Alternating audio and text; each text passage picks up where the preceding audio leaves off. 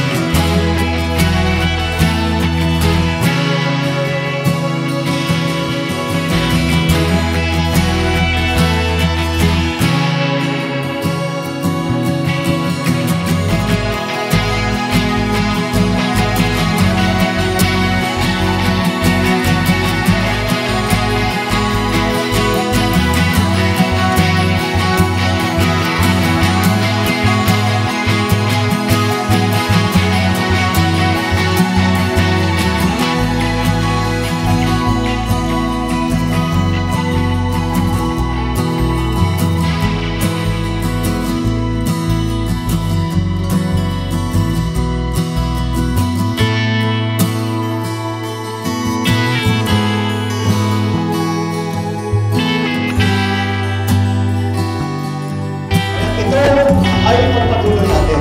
Ito at ang pagkakaisa ng ating bansa. Ang pagkakaisa ng Pilipinas, ang pagkakaisa muli ng mga Pilipino. Ipalalapitin natin ulit ang ating mga kababayan na maramdaman ulit sa kanilang kalooban at isabuhay ang nationalism, ang pagmamahal sa Pilipinas. Yan po ang ating hangarin, yan po ang ating layunin. Sa suporta ninyo, ay maaabot po natin itong pangarap na ito. Ito po ang hamon sa atin ng ating mga kababayan. Ito ang hinihingi at inaasahan sa atin ng ating mga kababayan. Sa tulong ninyo, maaabot po natin ang panahon na magkaisa ulit ang Pilipino, mataas ang loob kahit na kanino, isang bansa, isang diwa, isang gawa. Yan po ang ating pangarap. Yan po. Maraming salamat po. Mga kababayan, isa pong malaking karangalan na makasama natin ngayong araw ang ika-17 Pangulo ng Republika ng Pilipinas, His Excellency President Ferdinand Bongbong Marcos Jr.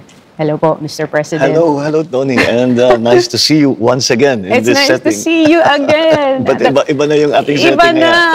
Exactly a year ago, we did this interview, our first sit-down. About a year ago, that's right. Yes. Sa inyong tahanan. Ngayon, nandito na tayo sa bago niyong tahanan for the next 6 years. Well, this is where we live and work now. Ganun talaga. Your home and your workplace, but this is also your old home. You lived here for 20 years. It is. I think it's an advantage for me kasi parang alam ko na ito, lahat ng, alam ko yung, kung minsan nga yung security ko nawawala dahil kung saan ako dumadaan, alam ko yung pasikot-sikot dito sa palasyo. Nung nakatira kami dito, ang father ko ang Pangulo. Pero ngayon kayo na po. Yun na nga eh. Sa pagbabalik nyo sa Malacanang, kayo na ang Pangulo. Ganun na nga ang nangyari. Pero iba yung pakiramdam. Ano po yung pakiramdam? It's very hard to describe because so many memories. Yes, you have those memories, but the memories as a child, memory as the watching your father work. Now it's you that's working. It's you. This is the office that you work in, and these are the people that you work with. So it's very much playing a familiar role, but you never played it before. I was never president before, but I watched my father for a very long time. So ganyan ang presidente. When you hear the word president attached to your first name, how does that make you feel? Again, it's very hard to describe. Nung sa umpisa, siyempre, nung sinasabi President Marcos, sa isip ko, si President Marcos, tatay ko. Yung tinutukoy nila. Mr. President, tinahanap ko si Mr. President kung sino yung kinakausap nila. But I guess you just get used to it kasi nandyan ang trabaho. And that's the way the work is done. You have many decisions to make. There's much study to do. Marami kang kailangan. So, that keeps you busy. So, hindi mo na iniisip yun. Pero, pagka kuminsan, meron pa rin, lalo na pagka mga ambassador. Ladies and gentlemen, the President of the Republic of the Philippines. Yun pa rin, uy, ako yun. Kayo na yun. Ako pala yun. Alam niyo, may sinabi yung mother ninyo, our former First Lady, Imelda Marcos. She said that the presidency is destiny. Yes. When you were growing up, naramdaman niyo ba that you will become the president of the country? Well, ang naririnig ko ng bata ko, I was still very young. And I'm talking about single-digit young. I'm talking about 8 years old, 7 years old. And I think I've described it before because my father was so dominant in the political arena. Ako naman, sinasabi ko, hindi na ako papasok dyan. In fact, umiiwas talaga ako sa politika eh. Well, circumstances are what they are. I ended up here. Para sa akin, hindi yung gusto ko maging presidente kahit ano mayroon. Kasi yan lang gagawin ko sa buong buhay kung magpipresidente ako. It was never like that. It was really more like, well, nandito na ako. Napunta na ako sa politika. Yun, sabi ko, nandito na tayo. Sabi ko sa loob ko, pabutihan mo na lang. Just keep going, just keep going. Go as far as you can take it until we reach the presidency. The presidency. Natatawa ako kung minsan, I see the commenter that pinagplanuhan nila ng taon-taon nito. Oh, it's a long-term plan. And the truth is, I'd like to talk to them and say, you give us too much credit. If only you knew all the stumbling blocks that came in our way, all the mistakes that we made. Sinasabi po nila, everything that happens in your life is a preparation to where you're going to be in the next chapter. What do you think prepared you for the presidency? I think if ever anything prepared me for not only the being governor or congressman or a senator, but being president. I don't know if I'm completely prepared, but I have some preparation that I can put in my belt, and that's just watching my father, watching what he did. I lived in this house. I was with him. It's like going to master class. How is this done? How do you run a country? Speaking about your father, Nung nag-oath-taking kayo, ang ginamit yung Bible was the same Bible your father used? Hinanap namin yun. We wanted very much to go back to tradition. And we thought that it's time we have to come back to our touchstone. And it's okay, this is the presidency.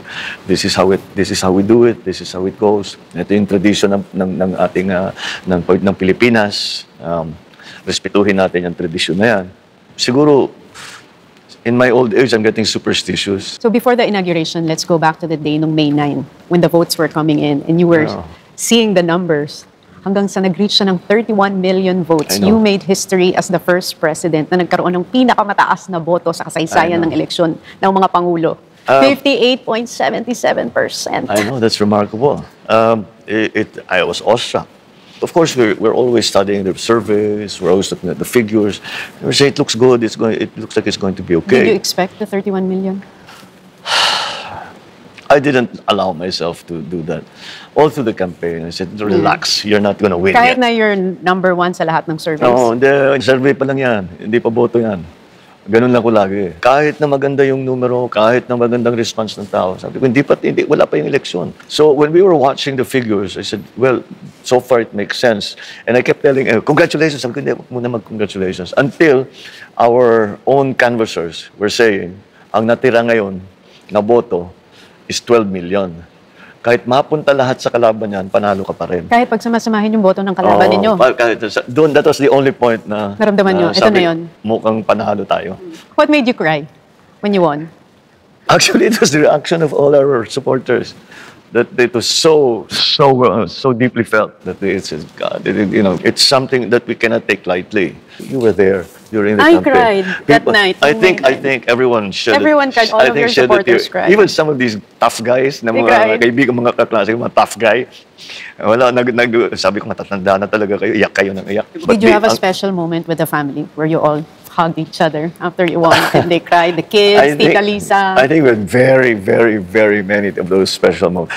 One of the best moments that we had during that evening when we were watching the count was I didn't expect it kasi natapos na naproklama na si Sandro in Ilocos. I didn't know this. So later in the evening, I think about 9 or 10, he walks into the place, panalo rin. And that was like a big, I said, great. We all did okay. But again, it always comes from this vote, this kind of support.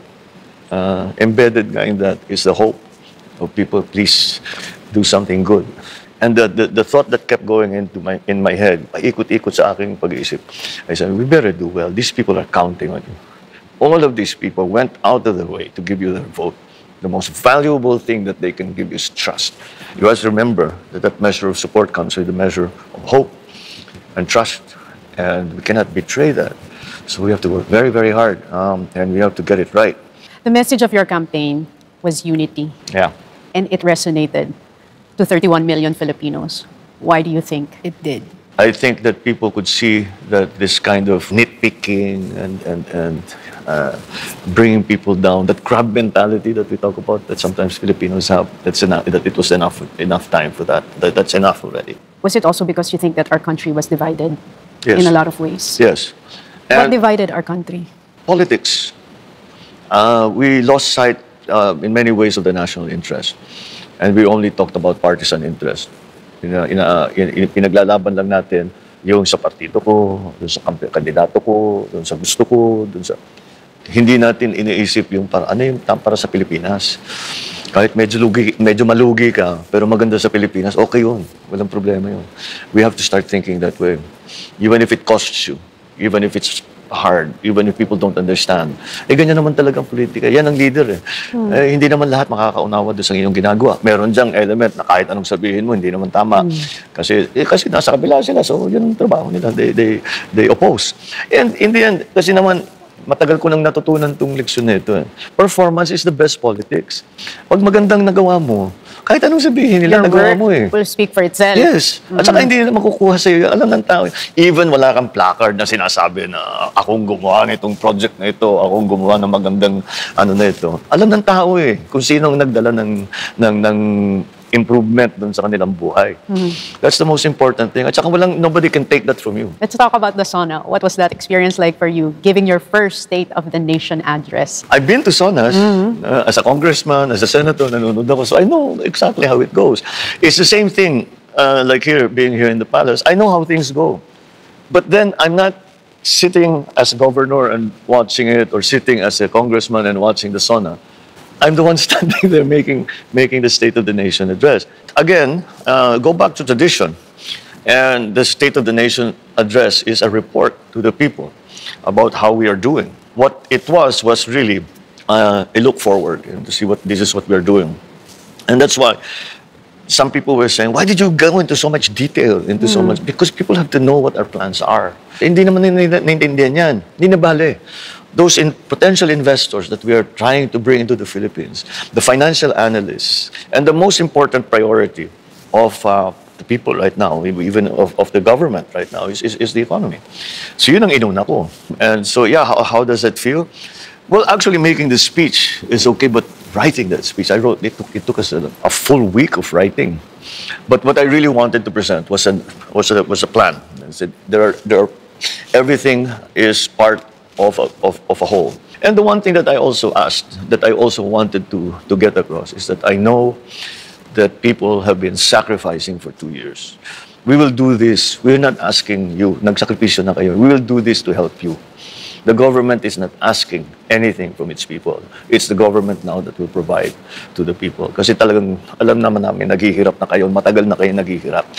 Kaya't kami na muna, patrabahuhin niyo kami, ayusin natin yan. The war on drugs, hinanap po nila yun sa SONA. Yeah. It was not tackled.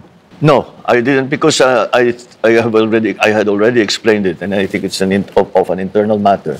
The war on drugs will continue, but we have to do it in a different way. Until we formulate fully our policies, hindi pa natin masasabi. Because we are, even as we speak, there are working groups putting together the new war on drugs. We're looking more in the upstream of the problem, the prevention. Turuan natin yung mga bata. Huwag kayong papasok sa ganyan. Wala kayong aabutin dyan. Karamihan na pumasok dyan, either nakakulong na o patay na. So, ba't nagugustuhin yun, di ba? So, all of that. And those who are already involved or na-addict na, we should treat them. We're trying to, in fact, right now, we are trying to formulate what is the latest and what's the best way for the rehabilitation. These are all being formulated. And then even on the enforcement side. But I'd like to formulate that more. That will take another whole SONA just to explain. What about the death penalty? Ano po ang stand niyo sa death penalty? Death penalty is a tough one because there is a practical issue and a moral issue involved. And the question is, does society have the right to kill its own people? And that's a tough one to get around. As a practical matter, does the death penalty actually, does it discourage people from committing heinous crimes? And I think the data, not only from the Philippines but from other countries, shows that it doesn't. We have to be very stringent about applying the law. You said something really nice about the creative industry in your SONA. Yeah. And alam naman po nating lahat na marami sa aking kasamahan sa industriya ay very vocal na against you. But what is your reaction to that? That's their opinion. But again, it's clear that the creative industry is an important part of our culture, even of our image and look abroad. If you go around Asia and you go to the hotels, you go to the bars, ang tumutugtog lagi Pilipino, di ba? We have somehow a special affinity to the performing arts. And I've seen many of my friends in the creatives, 2.5 years, walang concert, walang trabaho. I'm not only talking about the performers, I'm talking about the caterer, the driver, the crew. Walang trabaho ito for the last 2.5 years, and laking asset. Now we're going to talk about tourism. Secretary Cristina Frasco, yun ang kanyang talagang thinking. Sabi niya, let's make the Filipino brand important and to be well known. And she's absolutely right. Part of that brand is our culture. And it's not something that's going to be too hard. The Filipino brand is attractive. The Filipino brand is singular, is unique. What for you is our Filipino brand? Grace. If I have to describe it in one word, it's grace. Filipinos are so gracious. That's why I thought it would be an important part of the SONA. So what can the Filipinos expect from a Bongbong Marcos presidency? We can expect that the Philippines will finally begin to emerge from the difficulties that we have been going through in the past 2.5 years. We continue to go through up to now. But I think there really is a very grand opportunity. We just got some economic statistics yesterday and today. I really am going to work very hard on the economy, and that is based very much on agriculture. So yan ang tinatabaho ko ngayon. The normalization of the business of government. The way that the government will run will be fully explained and hopefully understood by people, so that again they know the part that they can play. If they're private investors, they know what is interesting to them. They know how to get it done. Now, even not investors, but ordinary people, they want to get a business permit, they need to get a license, they need to get accreditation.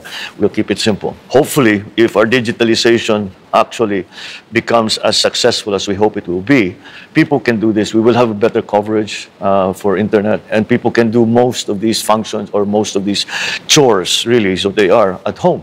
We'll modernize the functions of government. We'll make it easier for people to work with government, both ordinary citizens, but and also the big shots, the investors that want to put a business here in the Philippines. What kind of president do you want to be for the country? Transformative. That we have transformed the government into something that is well attuned and ready and well positioned for all that is going to come. Speaking about your government, how do you choose the members of your cabinet? Ano yung mga qualifications na hinahanap nyo sa isang secretary? Ang cabinet level is really capability. Sino ba talaga yung pinakamagaling na makuha natin? I mean, and I've said this before. I think I told you this before. Is one of the hardest things that you get these very successful people. Kasi magaling, kaya successful eh. Sinasama sa gobyerno, they're doing well, you know, maayos yung buhay nila. Hindi sila, private sila. Private lang sila. Then you ask them to join government. So the only way that we have been able to get all of these really some very brilliant people to join the cabinet have been really invoke love of country. At a certain level in government, you need technocrats. You need advice, technical advice. You don't need political advice. Well, you get political advice from somewhere else. But when it comes to the actual running, the technical nuts and bolts of running the government, the economy especially, you really need technical advice. One of my simplest criterion is who knows more than me about this subject. Para po sa inyo, why is your VP Sara Duterte qualified to be the DepEd Secretary? Because she feels very strongly about it, and she's, as a government worker, as an administrator, she's really very competent. I've seen her work. She works very hard, and she's very methodical in the way she does things. She doesn't leave things out, and she's very patient. But she's also quite forceful. And the Department of Education is not an easy job to put together, especially since we decided that the face-to-face will go on in this semester. That's not an easy job, because we're transforming the entire educational system from what it was during pandemic back. And I think kaya ni Inday yun eh. The word that I keep using when I talk about VP Inday is forthright. Basta kung ano sabihin niya, gagawin niya. And that's why malakas ang loob ko sa kanya. Na pag sinabi niya, hindi, ito, tatrabahuin ko ito. I talk to her and I say, oh, what do you need? How is it going? Kailangan ko ng ganito, patulong dun sa ganyan. So we'll do it. And she's at her heart. I don't know, she'll get mad at me because I'm getting personal. But sa puso niya, she's a mom. Aww. She's really a mom. When you scratch Sarah, you find a mother inside. And that's the best motivation for me, because she's just doing this for her children. That's good enough, because she wants the best for her children, and she wants the best for all children. And she's always had that advocacy anyway. You appointed yourself, Mr. President, as the Secretary of Agriculture. Ano po ang plano niyo sa sektor na yun ng gobyerno? It is such a big job, and the agricultural sector is so important that I thought, symbolically, may pakita ko, no, it's that important to me. Ako na yung humawak. This is the priority? This is a priority in this administration. Hanggat maayos ito yung gagawin. Ito yung hindi namin titigilan ito. Number one. And number two, it's just over the years, we really have to reorganize the entire value chain system of our agricultural production. Again, ang ending talaga nitong lahat is cheap or at least affordable food for everybody. Na may bigas lahat.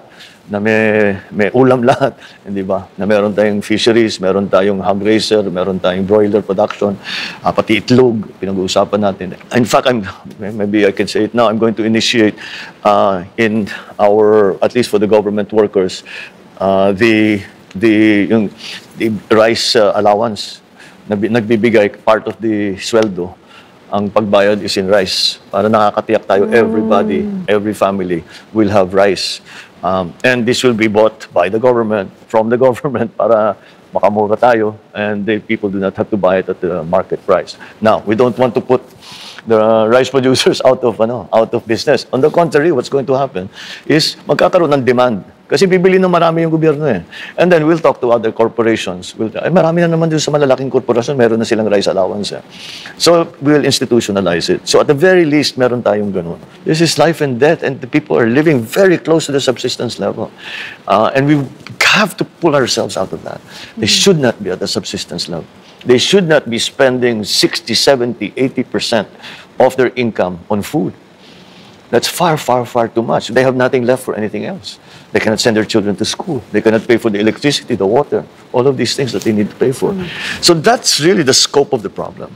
And that's the way I see it. You were talking about the rice. Isa po yan sa diniscuss ninyo nung campaign na ang aspiration nyo ay maibaba ito sa 20 pesos, hindi ho ba? There's a way to do it, but it'll take a while. We have to return NFA to its old function, not so much importation, but really the buying, and then even actually now we can already do it, but it's a little short term. We sell the buffer stock that we have in NFA. We can sell it at 20 pesos, but that's not really realistic. We have to bring the actual price down. And that's why I am hoping that at the end of all that we are doing, and when I say at the end, I'm not talking about tomorrow, I'm talking about maybe, hopefully, if we do it right in a couple, 3 years, that we'll get there. If we mabuo natin yung value chain and we make savings at every step, because we might start, and then the world market will slowly be better. We might just make it to 20 pesos, but it's a long road there. It's not going to be easy. Is it possible? Everything's possible. Just have to work very hard at it and be clever about it and come up with new ideas and be creative about what are the things that you're able to do. That's why, in my view, I talk about transforming our economy, not recovering. Because I don't want to recover the economy to what it was in 2019. I want to transform the economy to be ready for the shocks, the difficulties that we will face from 2022. Speaking of the economy, the inflation is 6.4. It affected everything. We've actually done, in terms of monetary policy, we've done all right in the Philippines. Ang problema is something that's called imported inflation. Because the inflation that was suffered by whatever produce, may bibili tayong fertilizer, doon sa pinanggalingan niya, nagtumaas ang presyo ng natural gas, tumaas ang presyo ng ammonia, all of the elements that go into it. Pag binili mo ngayon yung fertilizer na yun, naisama mo na doon yung inflation niya. Ganun na ang mundo ngayon eh. Very interconnected na ang mundo. You cannot deal anymore without talking to other countries, to trading with other countries, to getting supply from other countries. In agriculture specifically, we have not reached that level of production na masasabi na hindi na natin kailangan mag-import. Yun ang mga bago. That's why I always talk about transformation. This is the new world we live in. So we just have to pay very close attention to what's happening around us and what we do in response. We're still living in the pandemic. Wala pa rin po tayong secretary sa Department of Health. Ano pong masasabi niyo dyan? We have to remember that the DOH is not about COVID alone.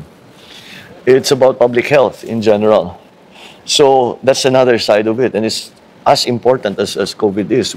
We have the dengue rates are climbing. We have the second highest HIV rate of infection in the world. In the world. TB is coming back.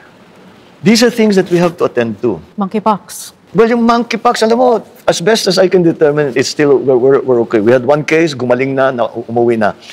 We talked yesterday with some of the health department. We talked about acquisition already of the monkeypox vaccine.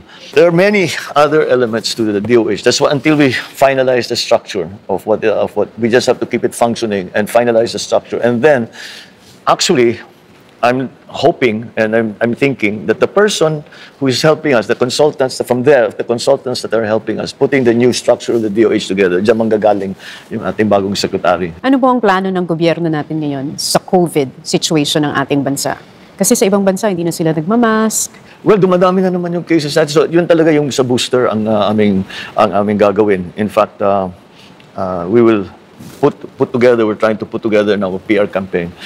Especially since yung mga bata babalik na sa eskwela, we're trying to put together a campaign. Mag-booster na kayong lahat. Mag-booster na lahat. Pagka nagawa natin ito, itong last na ito, na nakapag-booster ng karamihan, tapos na siguro tayo. Okay na siguro. Eto na naman ako. Sinabi ko na, mamalasin na naman tayo sa sinabi ko. Pero siguro palagay ko, kasi yung mga bagong variant ng Omicron, pagka nag-booster tayo, fully immunized na tayo. Kaya pwede na maging optional yung mask, parang ibang bansa. Pwede maging optional na mask. Kapag na-roll out ng tama ang booster nation. Atin lang. Pag sinabi mo optional, hindi na isusuot yun eh. Kaya doon na, gusto natin paabutin doon. And we watch the other countries, mukhang kaya namang abutin.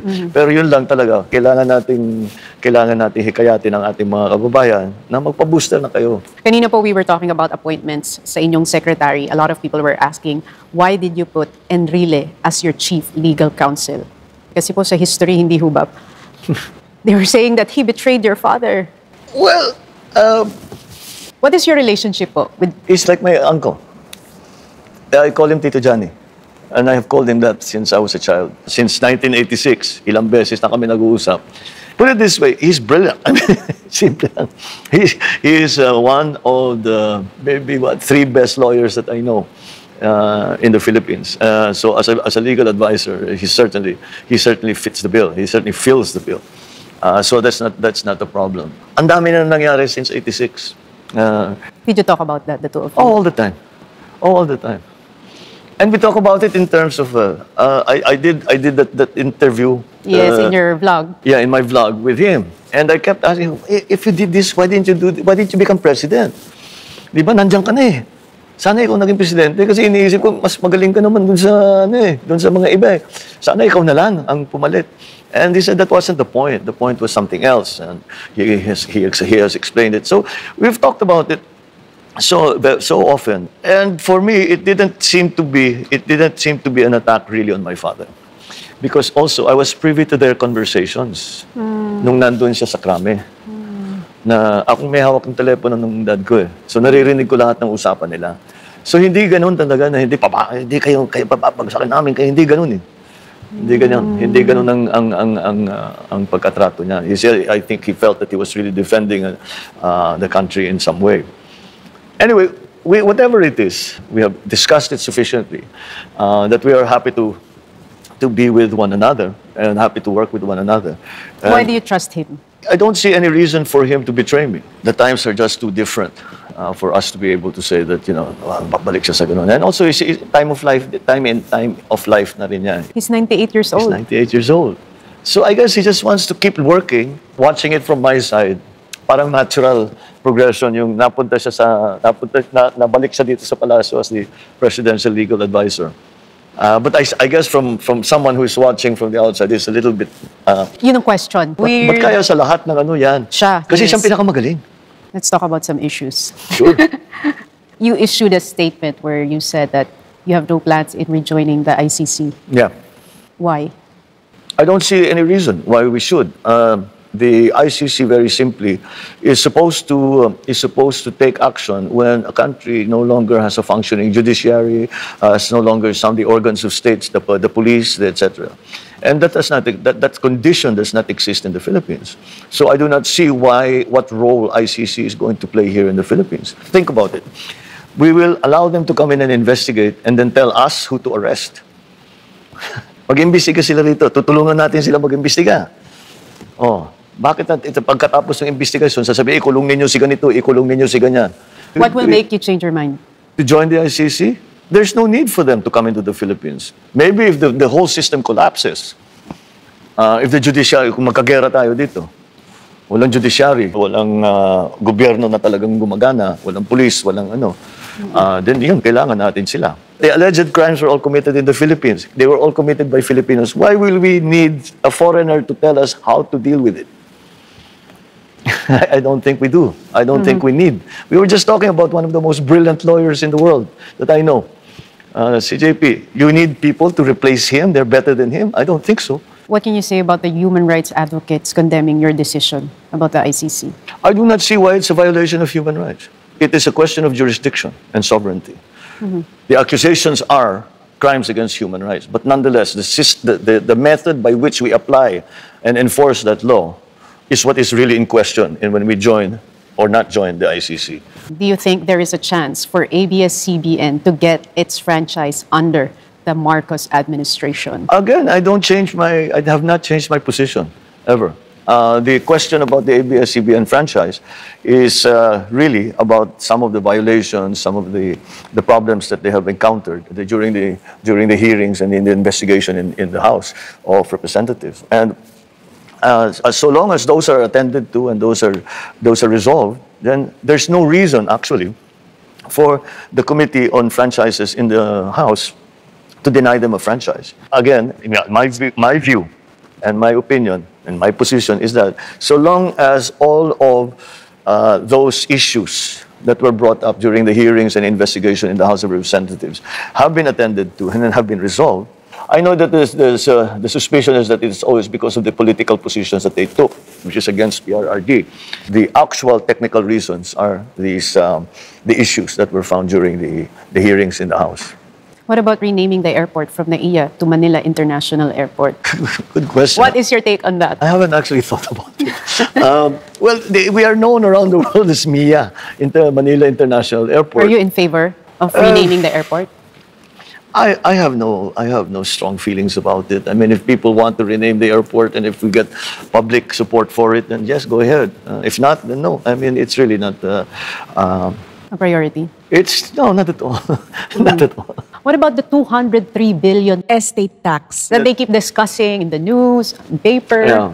Well, we are actually encouraging that this finally be resolved, because I don't want to make a legal opinion for which I am not qualified, but rather to say that we were never allowed to argue, because when this case came out, we were all in the United States.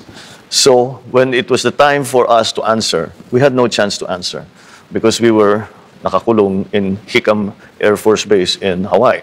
Now we are all here.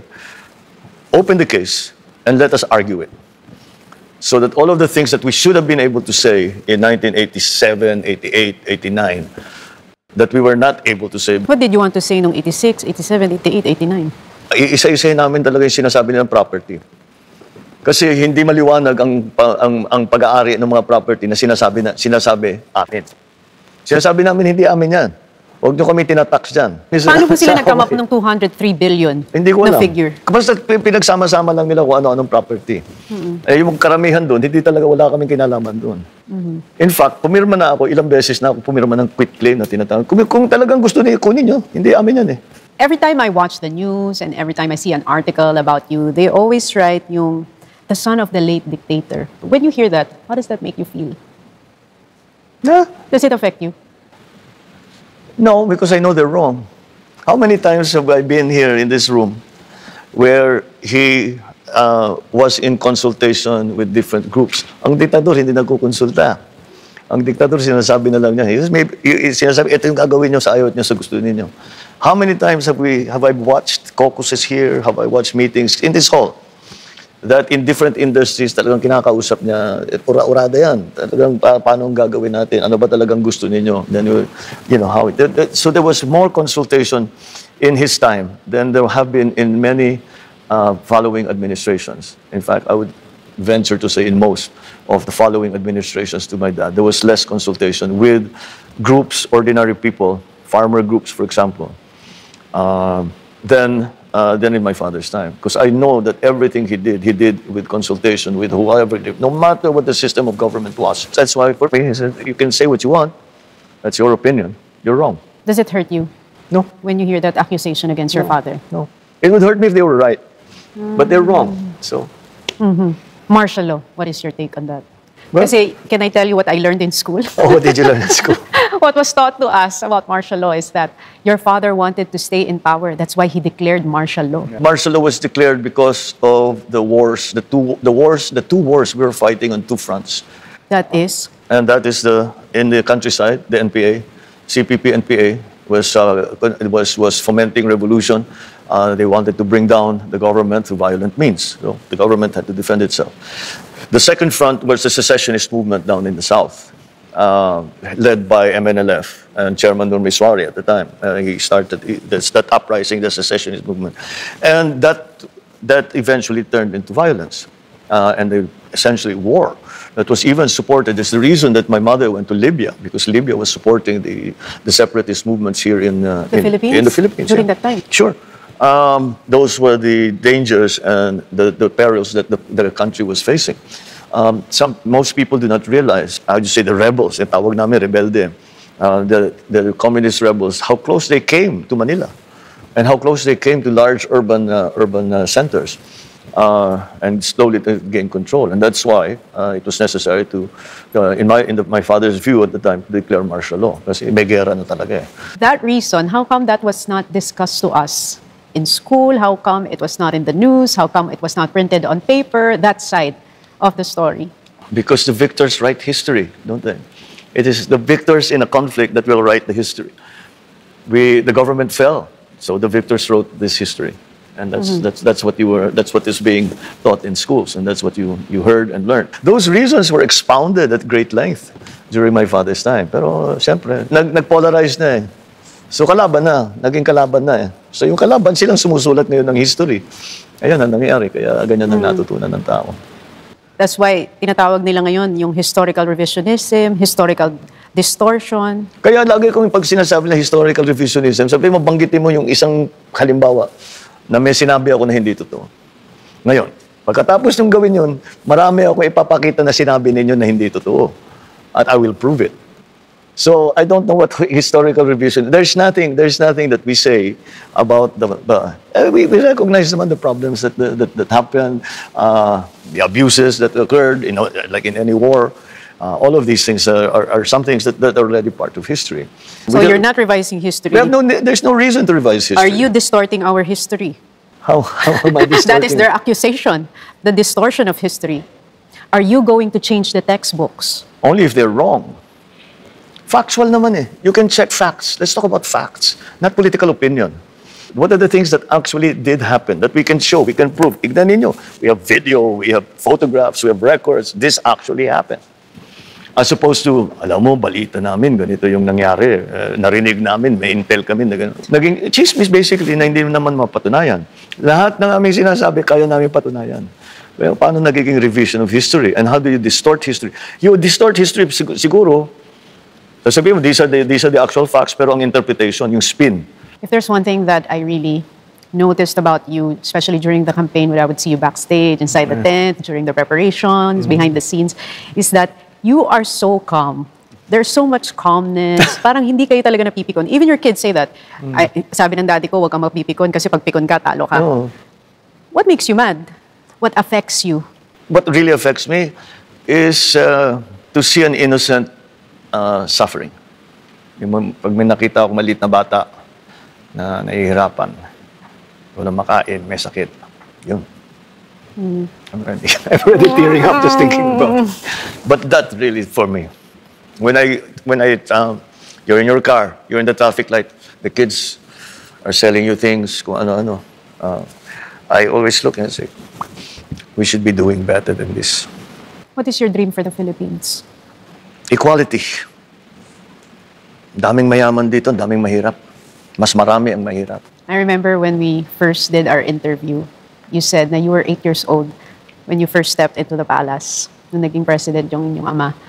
If you were to talk to your 8-year-old self, what would you want to tell that little Bongbong Marcos entering the palace? Boy, are you in for a wild ride.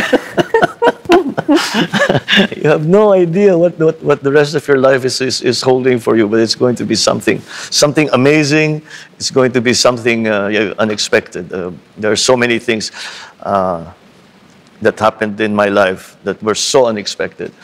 Yes, that's what I would tell my little self, is to say, prepare yourself because ang daming mangyayari sa buhay mo. I remember when you won noong May 9, the next day, it was posted in your Instagram that you visited your father. Yes, What did you tell him? you should be here.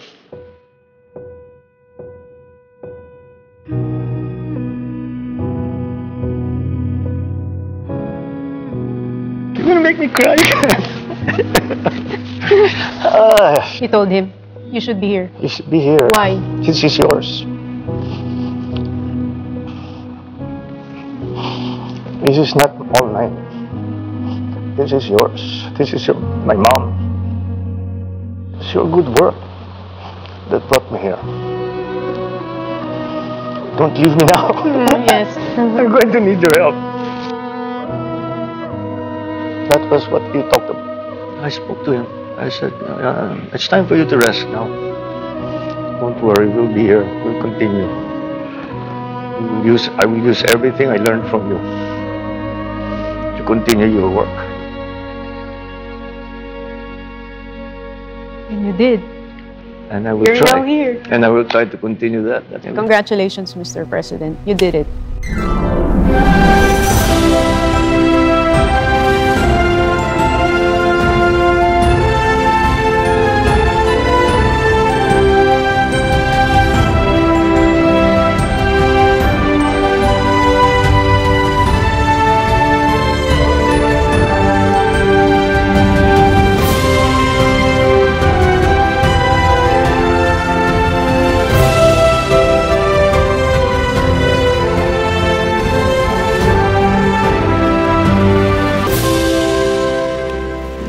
With all of you, everybody's help, I keep reminding everyone, this is no great enterprise is successful because of just one person. It has become a cause for us to unify the country, and that's what brought us this success.